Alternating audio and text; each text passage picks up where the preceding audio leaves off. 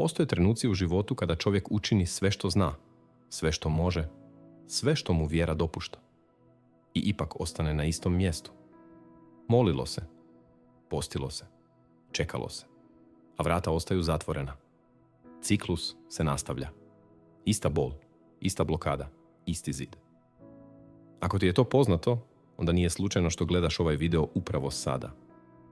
Nešto te dovelo ovdje. I u sljedećim minutama dobit ćeš odgovor koji te možda cijeli život čeka. Ali dopusti mi da te pitam nešto što ću odgovoriti tek na kraju. Zašto neke ljude molitva oslobađa odmah, a drugi mole godinama i ništa se ne mijenja? Što oni znaju, a ti možda još ne znaš?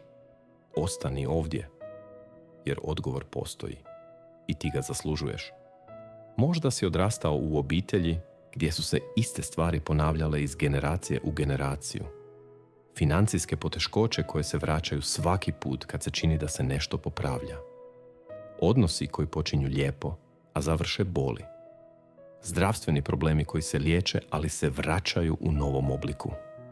Poslovi koji se izgube bez razloga, planovi koji propadaju u zadnji čas.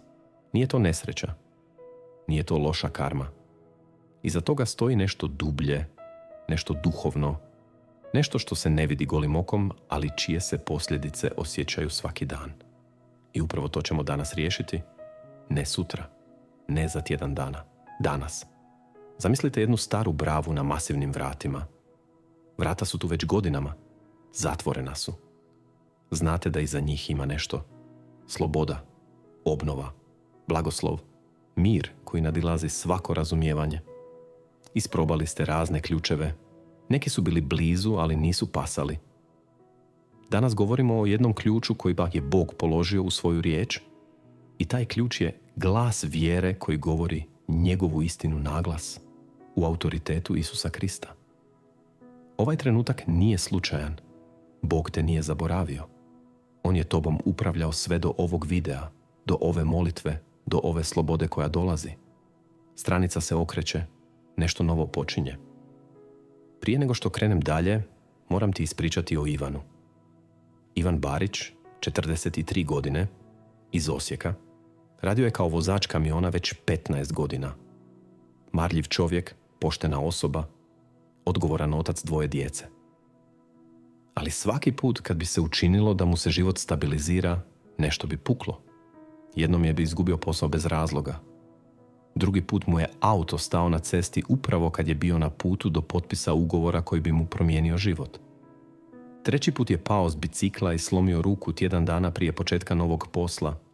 Ivan mi je rekao, počeo sam misliti da me Bog ne voli, da sam proklet. Godinama je nosio tu misao. Dolazio bi na bogoslužja, pjevao, ali unutra je bio zid. Jednog večera, dok su mu žena i djeca spavali, kleknuo je sam u dnevnoj sobi i rekao Bogu, ne znam više, ne razumijem, ali vjerujem da ima izlaz. I tada je uzeo Bibliju, otišao na Luku 10. poglavlja i 19. retka i pročitao naglas. Evo, dao sam vam vlast da gazite po zmijama i škorpionima i nad svom silom neprijateljevom i ništa vam neće nauditi. Rekao mi je da je u toj noći nešto puklo u njemu, ne dramatično, ne uz munje i grmljavinu, nego tiho, ali duboko. Kao kad netko skine teret s ramena koji si nosio tako dugo da si zaboravio kako je biti bez njega. Za tjedan dana dobio je novi ugovor. Za 3 tjedna njegova žena, koja je godinama imala zdravstvene probleme, počela je osjećati poboljšanje. Ne kažem da je sve savršeno, ali kažem da je ciklus prekinut. I pitanje koje ostavljam otvorenim je, što se točno dogodilo u toj noći? Što je Ivan učinio što prethodno nije? Odgovorit ću na to, ali ne još. Sada moram staviti temelj. Sve što ćemo raditi danas počiva na jednom od najmoćnijih biblijskih obećanja. Evanđelje po Marku 16. poglavlje 17. redak kaže: a ovi će znaci pratiti one koji vjeruju. U moje ime izgonit će đavle, govorit će novim jezicima, u ime Isusa. Ne u tvoje ime. Ne u ime tvoje titule, tvoje crkve, tvoje inteligencije ili tvoje dugogodišnje vjere. U ime koje je iznad svakog drugog imena. Svako koljeno se priklanja pred tim imenom. Svako vezanje se lomi pred tim imenom. Svaka zamka se otkriva pred tim imenom. A sada postavljam ono pitanje koje se mnogi nikad ne usude postaviti. Ako je ovo obećanje istinito, zašto toliko kršćana živi u trajnoj blokadi? Zašto toliko vjernih, posvećenih, molitvenih, postećih ljudi ostaje godinama u istom ciklusu? Ili ne znaju tko su, ili ne govore iz mjesta autoriteta, ili postoji nešto što još nije otkriveno i raskrinkano. I upravo to ćemo raditi danas. Dopusti mi da ti dijagnosticiram 3 razine problema koje viđam iz godine u godinu. Prva razina su obiteljski obrasci. Radi se o ciklusima koji se prenose krvnom linijom, ne biološki, nego duhovski. Djed je bio alkoholičar. Otac je bio odsustan. Ti ponavljaš obrazac napuštanja u odnosima, a da to nisi ni svjesno izabrao. Ili novac nikada nije ostajao u obitelji bez obzira koliko se radilo. Ili žene u obitelji uvijek biraju pogrešne muškarce. To nije slučajnost i to nije sudbina. To je duhovna nit koja ide kroz generacije i traži da netko ustane i kaže dosta. Ta nit može biti prekinuta. Može biti. I bit će danas. Taca. Druga razina su izgovorene riječi. Kultura u kojoj živimo puna je prokletih izjava koje su nam izgovorene u djetinjstvu. Nisi dovoljno dobar. Od tebe neće biti ništa. Uvijek ćeš biti siromašan. Nikad ne uspijevaš. Te su riječi izgovorene od strane osoba s autoritetom nad nama, roditelja, učitelja, starijih. I sjele su duboko. Postale su glasovi koji nas prate. A izreke 4. poglavlja 23. retka kaže da iz srca izviru ishodišta života. Što sjedi u srcu, to teče u život. Ako u srcu sjede te proklete riječi, one oblikuju stvarnost. Treba ih istrgnuti s korijenom. Treća razina je skrivena duhovna opresija. Ne govorim nužno o posjednutosti, govorim o duhovnim silama koje napadaju s vanjske strane, koje iskorištavaju vrata koja su ostala otvorena kroz grijeh, kroz okultizam u obitelji, kroz neoproštenje, kroz strah. Efežanima 6. poglavlja govori jasno, jer naša borba nije protiv krvi i mesa, nego protiv poglavarstva, vlasti, vladara tame ovoga svijeta. To je stvarnost. I ta stvarnost zahtijeva odgovor iz mjesta duhovnog autoriteta. Postoji molitva. Postoji izgovorena Božja riječ. Postoji princip koji lomi sve troje. I daću ti ga. Ali prvo te upozoravam, dok budeš gledao ovaj video, dok budeš molila ovu molitvu, možda ćeš se osjećati pospano odjednom. Telefon će zazvoniti. Neka misao će te odvući. Dijete će plakati upravo u toj minuti. To nije slučajnost. Gdje god se sprema sloboda, sile tame pokušavaju prekinuti proces. Stoga izgovori ovo naglas odmah. U ime Isusa naređujem svakoj distrakciji, svakom ometanju, svakom snu i svakoj sili koja želi prekinuti ovu molitvu. Idite. Ovaj čas pripada Bogu i meni. Sada te molim, ako ti je ovaj sadržaj dotaknuo srce, pritisni like. Podijeli ovaj video s osobom za koju znaš da je u ciklusu blokade i čeka proboj. I napiši u komentarima jednu jedinu riječ. Sloboda. Samo tu jednu riječ. I ako si doživio ili doživjela promjenu u svom životu, napiši kratki svjedočanstvo. Ti ne znaš koliko će tvoja 2 retka pomoći nekome tko je upravo sad na rubu odustajanja. Osim toga, moram ti reći nešto o čemu mnogi pitaju. Postoje 2 knjige koje su u posljednje vrijeme dotaknule tisuće života u Hrvatskoj i Srbiji. Prva se zove Utvrda duše i govori o tome kako graditi unutarnji duhovni temelj koji nikakva oluja ne može srušiti. Druga se zove Kad Bog obnovi ono što je bilo slomljeno i govori točno o ovoj temi. Obnovi, slobodi i novom početku. Bog koristi te knjige da govori duboko u srca. Link je u pričvršćenom komentaru. Nabavi ih. I ako si ih već pročitao ili pročitala, ostavi recenziju na Amazonu. Tvoja ocjena pomaže da ta Božja riječ dosegne još više duša. Hvala vam od sveg srca i svima koji su donirali za ovo djelo.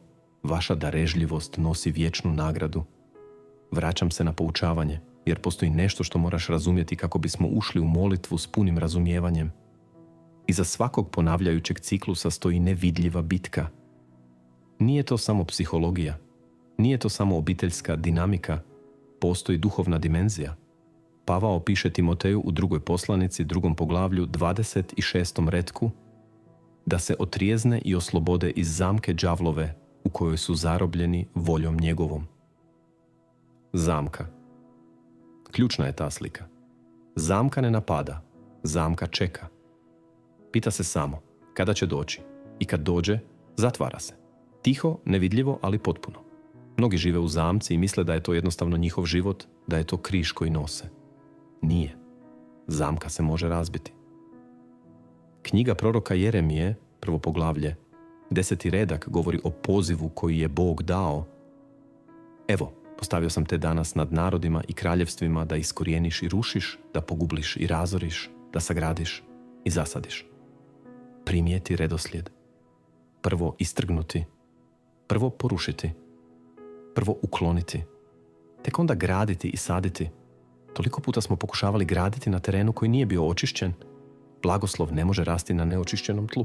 Danas čistimo teren. A što su te zamke? Koja su vrata koja ih otvaraju? Često su to mali, naizgled nevažni trenuci koji su ostali neriješeni. Neoproštenje prema osobi koja te ranila prije 15 godina. Strah koji te kontrolira u odlukama. Krivnja iz prošlosti, za koju si možda već primio Božje oproštenje u glavi, ali ne i u srcu. Navike koje se stalno vraćaju usprkos odlukama da prestaneš. I ponekad okultne prakse u obitelji, horoskopi, gatanja, obredna medicina, zavjeti učinjeni u neznanju, koji su otvorili vrata duhovima koji su si napravili dom u toj krvnoj liniji. Sve to mora biti prepoznato, nazvano imenom i oduzeto autoritetu. Ima jedna žena iz Splita čija me priča uvijek podsjeti koliko su tihe zamke opasne. Zove se Mirjana Vukić, 51 godina. Radila je kao odgajateljica u vrtiću. Cijeli je život bila marljiva, dobra, duhovita žena. Ali u braku, 3 braka, 3 raspada. Uvijek isti obrazac. Muškarac koji joj se čini promijenjen, pa razočaranje, pa raskid. I ona sama nije znala zašto se to ponavlja. Dok nije jednog dana u razgovoru sa starijom ženom iz zajednice, bakom koja je imala dar razlučivanja, čula jedno pitanje. Znaš li da je tvoja baka zaklela da nikad neće oprostiti muškarcu koji je napustio? Mirjana je ostala bez riječi. Nije znala tu priču. Ali kada je počela istraživati, otkrila je da njezina baka nije samo zaklela. Otišla je gatari koja joj je pomogla da se osveti.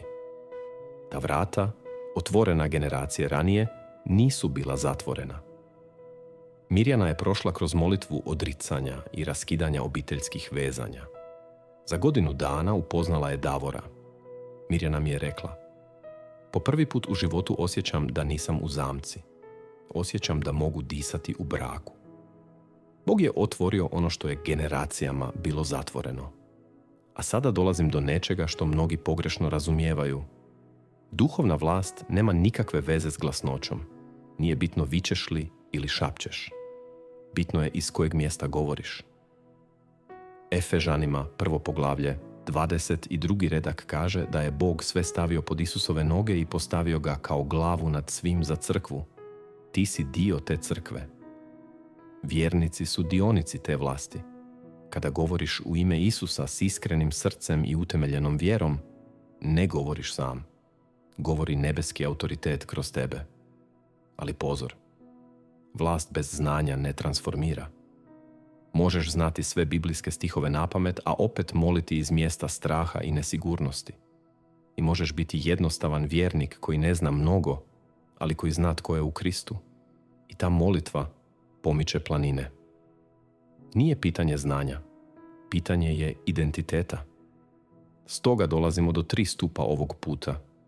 3 stvari koje će biti temelj naše molitve danas i princip koji nosiš u svoj život dalje. Prvi stup je iskreno pokajanje. Ne ceremonijalnog pokajanja, ne ponavljanja formula, nego istinitog okretanja. 1. Ivanova poslanica, 1. poglavlje, 9. redak. Ako ispovijedamo grijehe svoje, vjeran je i pravedan, te nam oprosti grijehe i očisti nas od svake nepravde. Praktična primjena. Identificiraš što je ostalo neriješeno, imenuješ grijeh, naviku ili odluku koja je bila pogrešna i ne izgovaraš opće molitve. Govoriš konkretno. Gospodine, kajem se zbog ovoga i ovoga. I primaš oproštenje kao činjenicu, ne kao osjećaj. Drugi stup je nepokolebljiva vjera. Hebrejima 11. poglavlja 6. retka. Bez vjere nemoguće je ugoditi Bogu, jer onaj tko pristupa Bogu mora vjerovati da Bog jest i da nagrađuje one koji ga traže. Vjera nije osjećaj. Vjera je izbor. Odlučuješ vjerovati da je Bog ono što kaže da jest i da čini ono što obećava, čak i kada okolnosti govore suprotno, čak i kada tijelo treperi od sumnje. Vjera govori: znam da je već riješeno na duhovnoj razini, čekam materializaciju. Praktična primjena: dok moliš, nemoj gledati okolnosti, gledaj Isusovo ime i njegovu krv kao dovoljne. Treći stup je proročka izjava u skladu s riječju.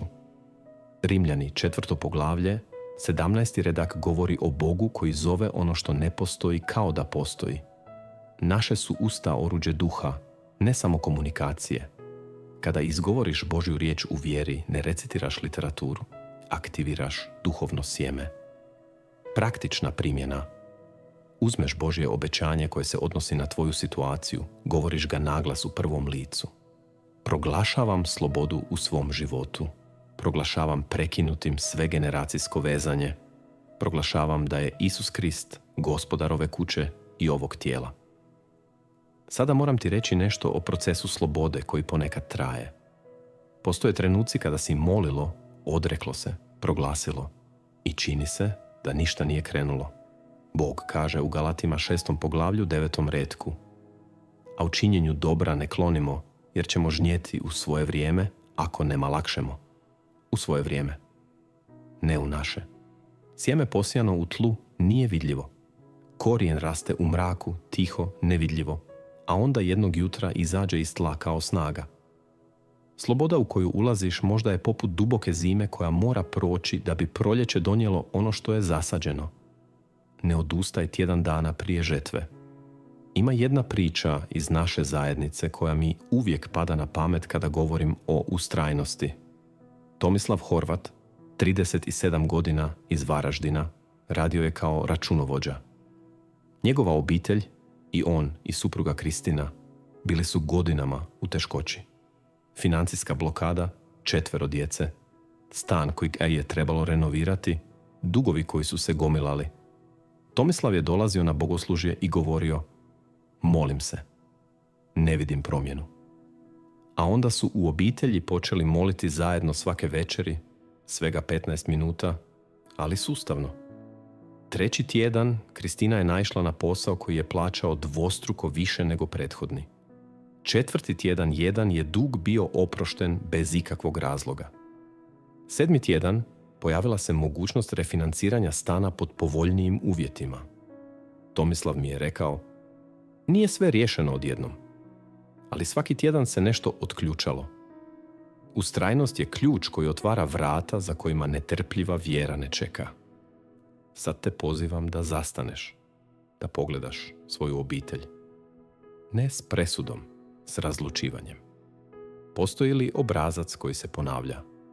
Isti tip problema koji se javlja u svakoj generaciji. Siromaštvo koje se nasljeđuje.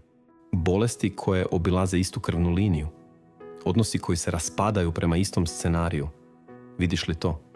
Sada izgovori tiho, ali odlučno: ovo se završava sa mnom. Ja sam taj prijelom. Ja sam ta generacija koja prekida lanac. To nije hvalisanje. To je duhovna odluka. Bog čeka tu odluku. On je već pripravio sve što je potrebno. Čekao je samo tvoj slobodni pristanak. Isus Krist nije samo učitelj koji je dao lijepe pouke. On je Bog koji je ušao u povijest, uzeo svaki grijeh, svako prokletstvo, svako vezanje na sebe i okačio ga na križ. Galačanima, 3. poglavlje, 13. redak. Krist nas je otkupio od prokletstva zakona, postavši za nas prokletstvo, jer pisano je: proklet tko visi na drvetu. On je ušao u prokletstvo da ti izađeš slobodan. Svako obiteljsko vezanje, svaka duhovna zamka, svaki generacijski lanac, sve je pobijeđeno na Golgoti. Ne bori se za pobjedu. Bori se iz pobjede koja je već izvojevana. To je razlika između iscrpljene molitve i molitve s autoritetom. I upravo tu leži razlika između molitve koja gori od straha i molitve koja gori od vjere. Marko 11. poglavlja 24. retka. Stoga vam kažem, sve što prosite u molitvi, vjerujte da ste primili i bit će vam. Primili u prošlom vremenu. Vjera prima ono što još nije vidljivo. Ona govori hvala ti dok čeka da dođe. Nesigurna molitva traži iz straha da Bog ne čuje. Molitva vjere govori: znam da si čuo. Znam da je riješeno. Hodam prema tomu. Kad danas molimo kao sinovi i kćeri koji su sigurni u Oca, ne kao stranci koji se plaše da budu odbijeni. Moram ti ispričati još jednu priču jer me ova do srca dotiče. Radi se o Ani Jurić, 46 godina, iz Zadra, radila je kao medicinska sestra. Ana je bila vjernica cijeli život. Krstila se, pričestila, posjećivala crkvu svake nedjelje. Ali godinama je imala nešto što nije mogla objasniti. Duboka tjeskoba, naročito noću. Osjećaj da je nešto prisutno u njenom domu, osjećaj nečistoće koji nije nestajao bez obzira na molitvu i odlazak na misu. Dok je jednom, razgovarajući s jednom starijom sestrom u vjeri, Ana otkrila da je njezin pokojni djed bio duboko umiješan u masonsku organizaciju. Prisustvovao ritualima, polagao zakletve, bio iniciran u redove koji uključuju zavjete suprotne Bogu. Te zakletve nisu umrle s njim. Nastavile su utjecati na duhovni prostor obitelji. Ana je prošla kroz opširnu molitvu odricanja od svakog masonskog zavjeta u krvnoj liniji, zatvorila svaka duhovna vrata otvorena tim ritualima i proglasila dom posvećenim Kristovoj krvi. Ona mi je s vlažnim očima rekla: prva noć nakon te molitve, prva noć u životu da sam zaspala bez tjeskobe, bez onog osjećaja da nešto vreba. Za 2 tjedna osjećaj je u potpunosti nestao. Njen dom je postao mirno mjesto. Njezina djeca su počela bolje spavati. Atmosfera se promijenila. Nije to bila dramatična egzorcistička scena iz filma. Bila je tiha, ali apsolutno stvarna duhovna promjena. Bog je vjeran. Kada se vrata zatvore u njegovo ime, ostaju zatvorena. Sad dolazim do jedne važne lekcije koja se često preskače. Sloboda nije samo jedanput. Sloboda se održava. Isus je u Evanđelju po Mateju 12. poglavlju 43. do 45. retka rekao: kad nečisti duh iziđe iz čovjeka, luta po bezvodnim mjestima tražeći počinka i ne nalazi, tada reče: vratit ću se u kuću svoju, odakle sam izišao. I dođete je nađe praznu, pometenu i ukrašenu. Tada ode i povede sa sobom 7 drugih duhova gorih od sebe, pa uđu i nastane se ondje i bude posljednje tome čovjeku gore nego prvome. Prazna kuća. To je upozorenje. Nije dovoljno istrgnuti. Mora se napuniti. Nakon slobode slijedi punjenje, riječju, molitvom, zajednicom, hvalom, duhovnom disciplinom. I za svakodnevnu zaštitu drži se uz Psalam 101 i Psalam 19, koji govori da su Božja zapovjedi štit i zaklonj onima koji u njemu hodaju. Svaki jutro kratka molitva zaštite. Svaka večer kratki hvalni čin. To je ono što drži slobodne slobodnima. Ima jedna mlada žena čija me priča uvijek vraća na važnost duhovne atmosfere. Doroteja Kovač, 28 godina, iz Slavonskog Broda, radila je u grafičkom dizajnu. Imala je stan kojeg je dijelila s 2 cimerke. Atmosfera je bila nepodnošljiva. Stalne svađe, napetost bez razloga, depresivno raspoloženje koje je pritiskalo sve 3 žene, a nitko nije znao objasniti zašto. Dorotea nije bila previše aktivna u vjeri, ali se sjećala molitve koje je naučila kao dijete. Jednog petka navečer, sama u sobi, počela je moliti, jednostavno, bez forme. Samo iz srca.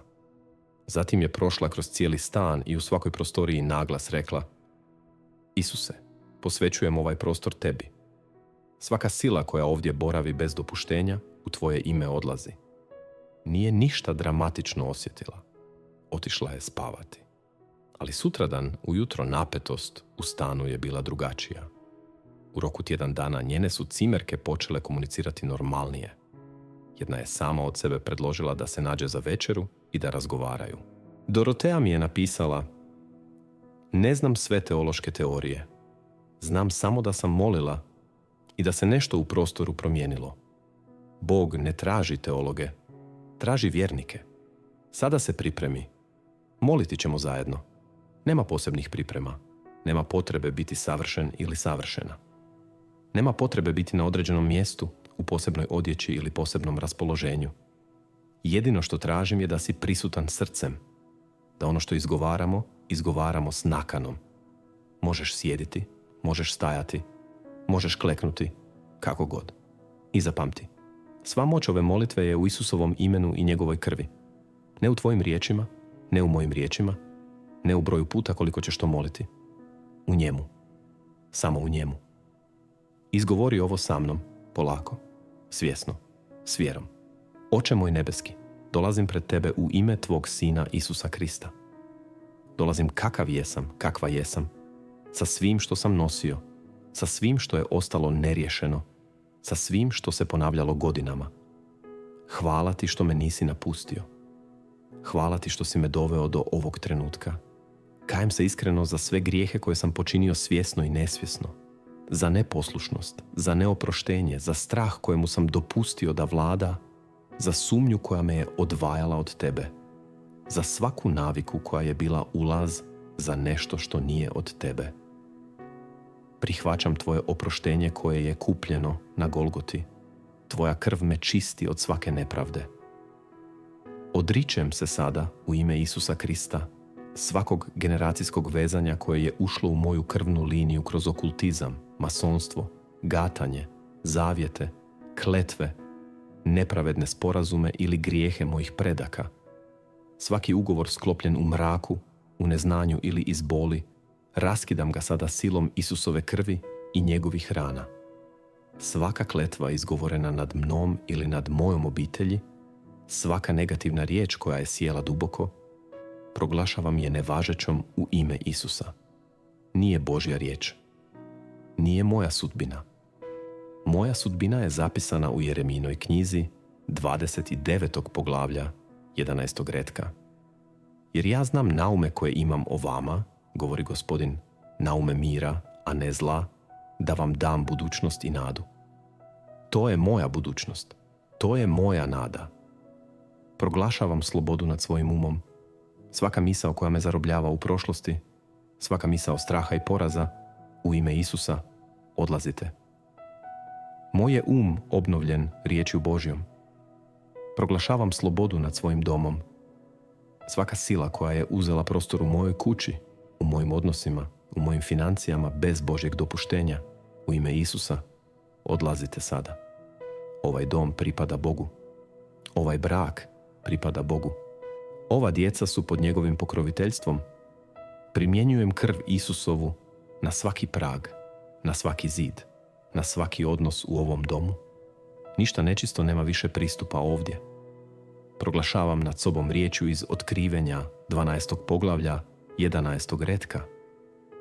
Oni ga pobjediše krvlju jančevom i riječju svjedočanstva svoga. Pobjeđujem krvlju jančevom. Pobjeđujem riječju svoga svjedočanstva. Nisam žrtva. Nisam zarobljenik. Nisam proklet. Ja sam slobodan. Ja sam slobodna. Ja sam dijete Boga Svevišnjeg. Imam vlast u ime Isusa. Hodim u slobodi koja je kupljena na Golgoti i proričem nad sobom: ovo je novo doba. Stara sezona je završena. Vrata koja su bila zatvorena godinama otvaraju se. Suha mjesta u mom životu počinju cvasti. Ono što je izgledalo mrtvo, oživi u njegovo ime.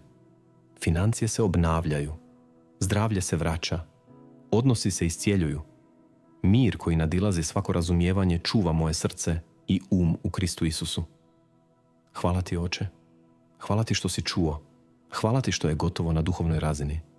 Hodam prema vidljivoj manifestaciji. U ime Isusa Krista. Amen. Ovo nije kraj. Ovo je početak.